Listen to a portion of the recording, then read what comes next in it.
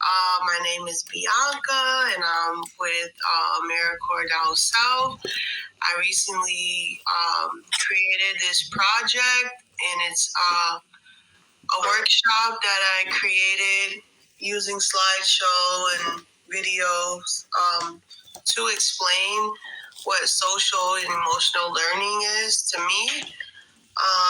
Those who are on the chat with me, can you tell me your name and what brought you in to the workshop? Yes, my name is London, and I'm here to learn about social and emotional learning today. Okay, and what do you think it is in your own opinion? You know any answer is okay because we haven't started the slideshow yet. My idea of social and emotional learning is probably the social part is maybe introducing yourself, and the physical part. The physical part might be stretching, exercising, simple things like that. Okay, so you definitely with social and emotional learning, it comes from you have to obviously build up a skill to say you learned it. So social is like socializing, being sociable, interacting, and then emotional is basically like showing your emotions, getting in tune to your feelings, other people's feelings. It's kind of like what you would need. It is what you would need to maintain a friendship.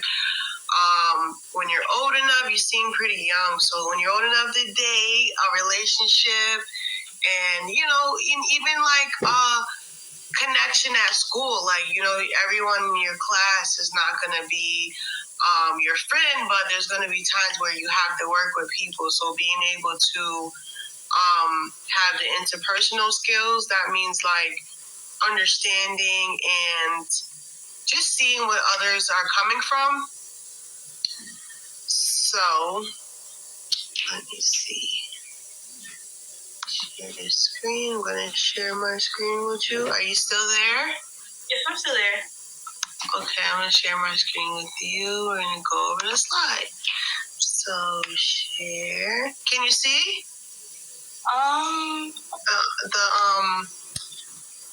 Let me see. Can you see the slide? Yes, it's loading. Okay, I'm going to start this. Okay, I'm going to start the slideshow. Okay. So, yeah. It's loading. Okay, you see it? Yes, I do. Okay, so SEL, social emotional learning. Okay. SEL is an abbreviation for social emotional learning. So if you ever happen to see this, like when you're in school or on TikTok or YouTube or anything, that's what it stands for, social emotional learning. What is social emotional learning? So what we have self-awareness, responsible decision making, relationship skills, social awareness, growth mindsets, and self-management. So when you look at self-awareness, what does that kind of spell out to you? What does it mean to be self-aware? Self-aware to me means like being aware of like how you feel maybe, or aware of your surroundings. And yourself. Mm-hmm. But it's like to be self-aware is like you're aware of yourself. Like you know what's going on with yourself, what's happening with yourself. And when you said your surroundings, that'll be more social awareness. So like I'm pretty sure, like, when you're out with mom, you guys are shopping and, out and about, she says be aware of your surroundings. That's like, you're socially aware. Like, you know what's going on, who around, and, you just know what's happening around you. What about self-management? What do you think self-management is? And if you look at management and you think of management, you think of managing and manager. So what do you think it means, like, to have self-management? To have management. Maybe, maybe to like know how you feel, maybe like know how you want to do things and like self-control.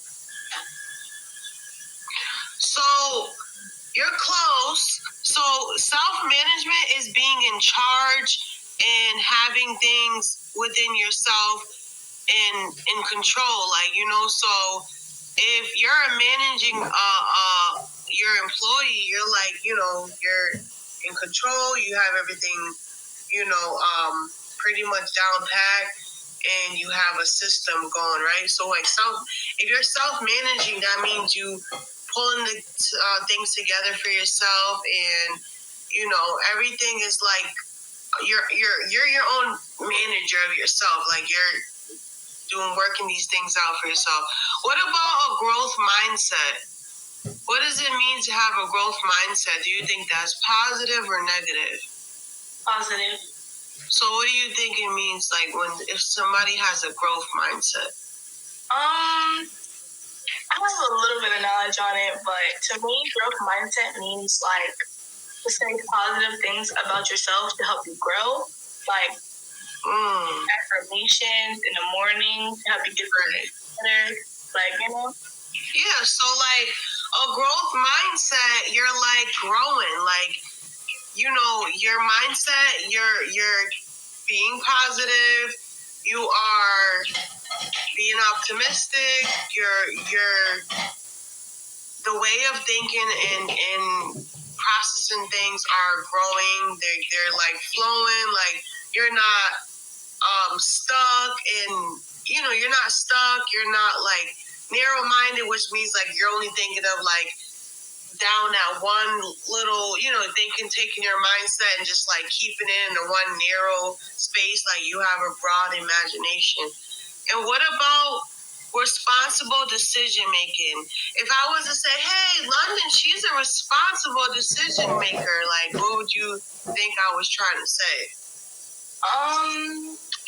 Maybe definitely making responsible choices. Like, if someone were to tell you to, like, hey, come on, speak out, you'll probably, like, say no, because that's the responsible thing to do. Right. Or it could be, we all like to get our nails done and our hair done sometimes, but it's like, should I pay that phone bill or should I get my nails done? It's like knowing your priority, prioritizing your needs and your essentials over wants and, what you enjoy. So we're going to move on. So social and emotional learning refers to the process through which individuals, particularly children and adolescents, learn to understand and manage their emotions, establish positive relationships, and make responsible decisions. SEL is an essential aspect of education and personal development, as it equips individuals with the skills necessary to navigate social complexities and respond to challenges effectively. So,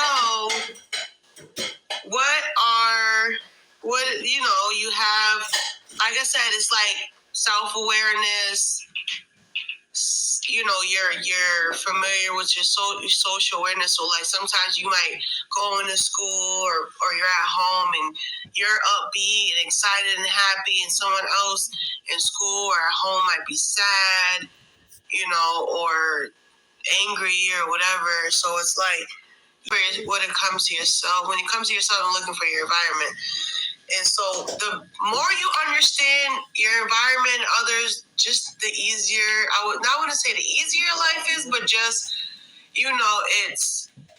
it's a little easier to process and to, like understand, because you're self-aware and you understand what comes with that, and you understand what comes with your environment, and maybe sometimes you learn to adjust to how you interact with people and their moods, without saying like, okay, someone's sad, you gotta be sad too, but more like you just know how to adjust, and that goes under interpersonal skills. So that's, inside, that starts with, how you just, how you take in things or whatever. So what are the 5 components of social emotional learning? Self-awareness, self-management, relationship skills, social awareness, responsible decision-making. Self-awareness. We just talked about this earlier on in the workshop, and here it goes. The ability to be aware of your own thoughts, feelings, and actions, and how they impact your behavior and choices. Self-management, a set of skills that can help you be more productive, reduce stress, and achieve your goals. Because, like, if you know, for example, if you know that you're not a morning person, then what? Prepare things at night. Take your bath at night. Put out your stuff at night. Get to bed earlier so that when you wake up, it won't be so bad. If you know that you're okay with being a morning person, I mean, I still want to sleep later than usual, but it's just about learning how you operate and moving off of that. If you know that you're going on a vacation and you're forgetful and you're unorganized, you will start packing and organizing and maybe write out a list. What do I need on this vacation so that you won't forget anything? So, relationship skills. Relationship skills include a variety of abilities that can help you build and maintain healthy relationships, including empathy, active listening, emotional intelligence, conflict resolutions, communication. Do you know what empathy means? I'm pretty sure empathy is like, maybe like you ever heard anybody say I'm an empath? Not really. So empathy and sympathy are cousins, but they're a little bit similar. Because like sympathy means to feel sorry for someone, and empathy means you feel it. Like you feel it in your heart and your soul. Like someone tells your closest friend tells you something super sad. You can feel, there's sympathy where you can feel sorry for her, and then there's empathy where you feel it in your soul. Like it made you sad too because she's so sad. So it's kind of like you're full in that emotion. Like you can really feel, you picked up on how she feels, and you feel just as sad. So these are just some of the things like communication, conflict resolution is like what? When a conflict arises, having a solution. It's kind of like someone who doesn't like confrontation. They usually try to diffuse a problem, which is like they try to work on it, break it down, get rid of it, get over it before it blows up. Mm-hmm. And then just active listening is you're always ears are always open, you're always listening, you're always down to hear out that person. And you're not just listening to, like when you're talking to your friend, your schoolmates, you're active. You're an active listener. You're not just listening just because you feel you have to. You care. You're hearing her out. You're keeping everything fresh and in your memory. So those are relationship skills are good to have when it comes to SEL. Social awareness, the ability to understand and emphasize with others and to navigate social and ethical norms.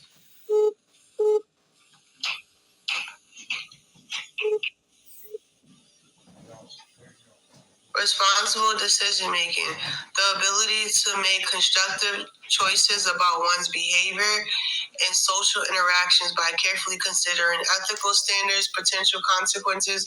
I believe you said something about sneaking out and, so potential consequences, safety concerns, and the well-being of oneself and others. In what setting should SEL be used?